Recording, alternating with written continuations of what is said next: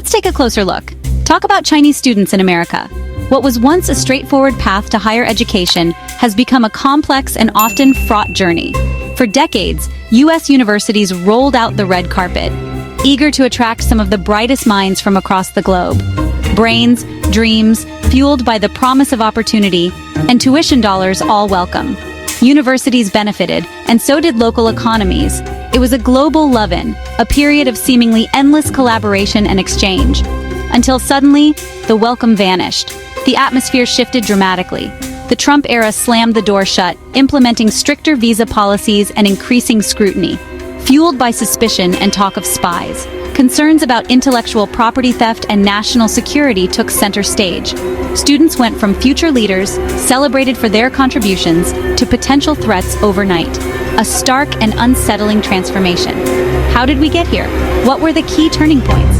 It's a story of shifting politics, a complex dance between two global powers, money, the economic incentives that drove the initial embrace, and mistrust, a growing sense of unease and suspicion.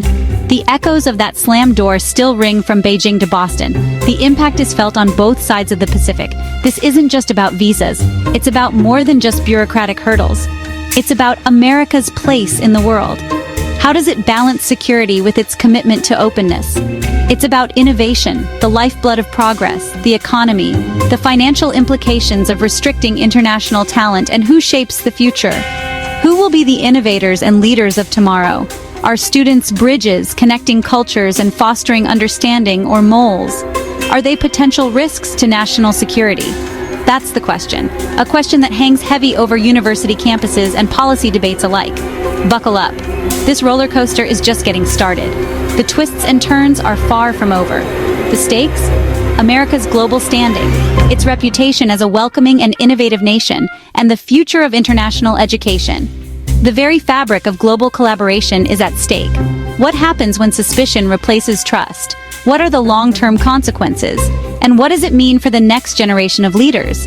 How will they navigate a world shaped by these tensions? The ride's wild, full of unexpected turns and sudden drops, and the drops are steep. The impact on enrollment and research is already being felt. Let's dive in and explore the complexities of this evolving landscape. Flashback to the 1970s, a time of significant shifts and cultural transformations. Bell-bottoms, disco fever, and perhaps most importantly, frosty U.S. China relations defined the era. The Cold War cast a long shadow, and these two global powers were largely estranged. Then, seemingly out of nowhere, ping-pong diplomacy bounced onto the scene and changed everything. It was an unexpected thaw in the icy relationship. Nixon visited China, a monumental event that signaled a dramatic shift in global politics. And suddenly, the two countries, once staunch adversaries, were shaking hands, opening doors to communication and cooperation. Enter Deng Xiaoping, a visionary leader with a plan for China's future. He boldly declared, "Let's send our best students to America," a move that would have been unthinkable just years before. Carter's America, embracing the spirit of détente, said, "Sure, what could go wrong?" It was a leap of faith, a gamble on a brighter future. The primary goal wasn't espionage or military advantage. It was soft power, the subtle influence of cultural exchange and shared knowledge. The underlying hope?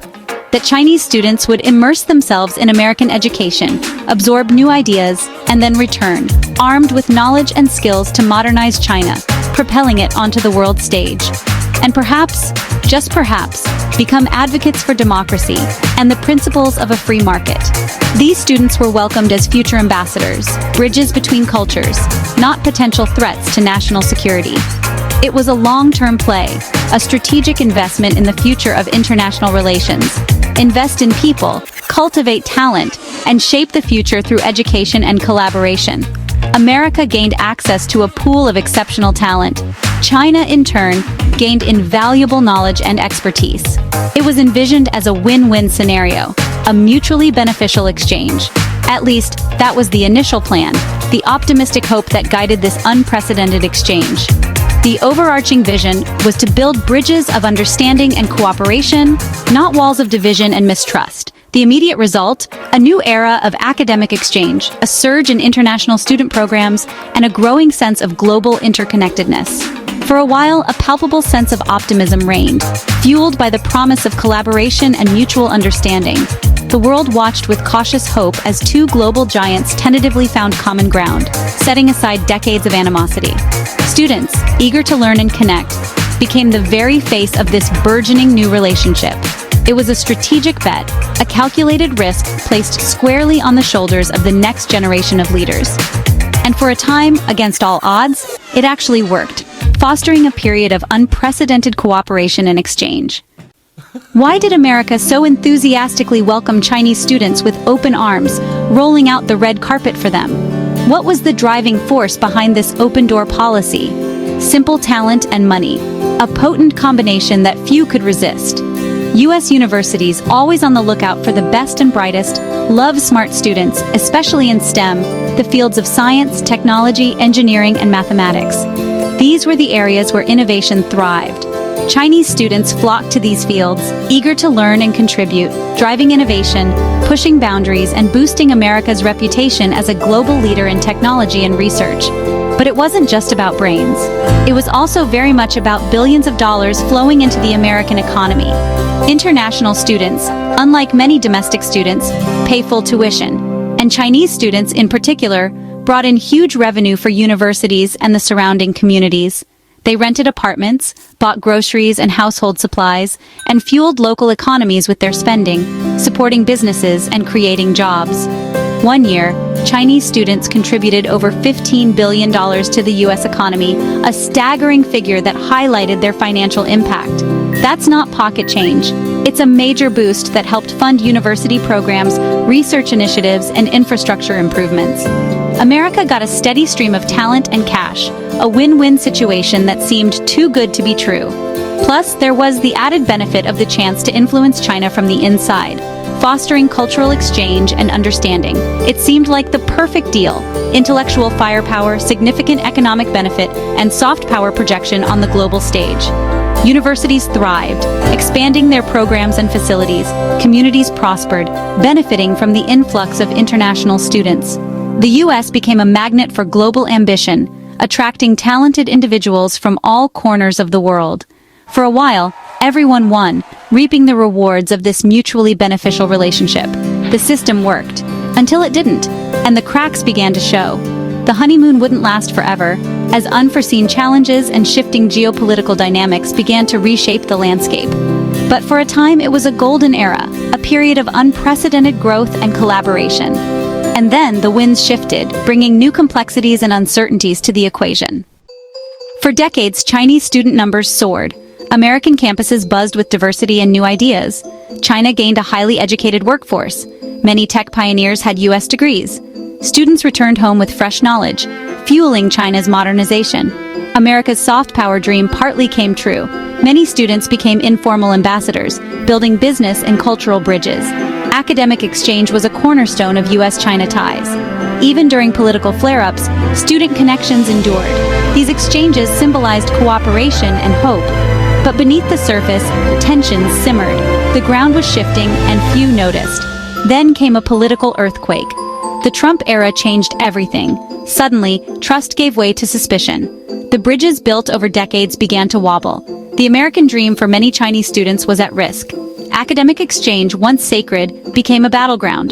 The era of easy collaboration was ending. The aftershocks are still being felt, and the story was far from over. Enter 2016 and a new president with a new outlook. Trump's administration saw Chinese students not as scholars, but as potential threats. Visa scrutiny intensified. Delays, revocations, and outright bans followed. Proclamation 10043 barred thousands with alleged military ties. The rhetoric was blunt: intellectual property theft, espionage, national security. Chinese students, especially in STEM, were now under suspicion. The narrative flipped. Assets became liabilities. Was it fair? That's debatable. U.S. China relations hit a deep freeze: trade wars, COVID accusations, and more. Students were caught in the crossfire. Dreams of American education became collateral damage. The welcome mat was gone, replaced by suspicion. Universities scrambled to adapt. The impact was immediate and profound. The era of open doors had ended, and the consequences rippled worldwide. Why the sudden paranoia? The Trump team cited national security. They claimed China used students to steal U.S. tech and secrets. There were real cases, some arrests, some espionage. The Justice Department launched the China Initiative to root out threats. But critics said it led to racial profiling and fear on campuses. The debate raged: protect secrets or preserve openness. Was this security or McCarthyism 2.0? The line between caution and paranoia blurred. Academic collaboration suffered. The U.S. struggled to balance security with its tradition of openness, and the confusion lingers. With suspicion rising, fewer Chinese students chose America. Enrollment dropped sharply after years of growth. When you feel unwelcome, you look elsewhere.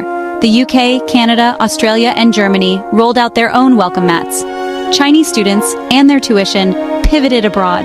U.S. universities felt the loss: less money, less talent, emptier labs. Research slowed, departments scrambled. The brain drain reversed, academic ties chilled, collaborations dwindled. Decades of bridge building began to crumble. The two-way street of exchange narrowed to a trickle. America's academic edge was at risk. The global competition for talent intensified. The message was clear: trust matters. And America's was in short supply. Trump left, Biden arrived, and hopes for a reset soared. The tone softened, and the China Initiative ended in 2022. Some visa rules eased, and universities tried to reassure students. But suspicion didn't vanish. Security concerns lingered. Both parties in Washington remain wary of China. The U.S. now walks a tightrope: encourage exchange, prevent espionage. Academic ties are still shaky, trust is hard to rebuild. Chinese student numbers haven't rebounded. Many families remain cautious. Is America truly open again, or is this just a pause? Universities push for a return to normal, but the landscape has changed. The era of unquestioned welcome is over. The scars of suspicion run deep. The future of U.S. China academic exchange is uncertain. The world is watching. The stakes are high. And the next chapter is unwritten. So, where does this leave us? From open doors to suspicion, the journey's been dramatic. The big question: is America protecting itself or shutting out the world's best minds? Are future innovators and allies being lost to other countries? The long-term impact is huge, on soft power, innovation, and global influence. There are strong arguments on both sides. More scrutiny or more scholarships? Higher walls or wider gates? The answer isn't simple. The debate is far from over. The future hangs in the balance. What do you think?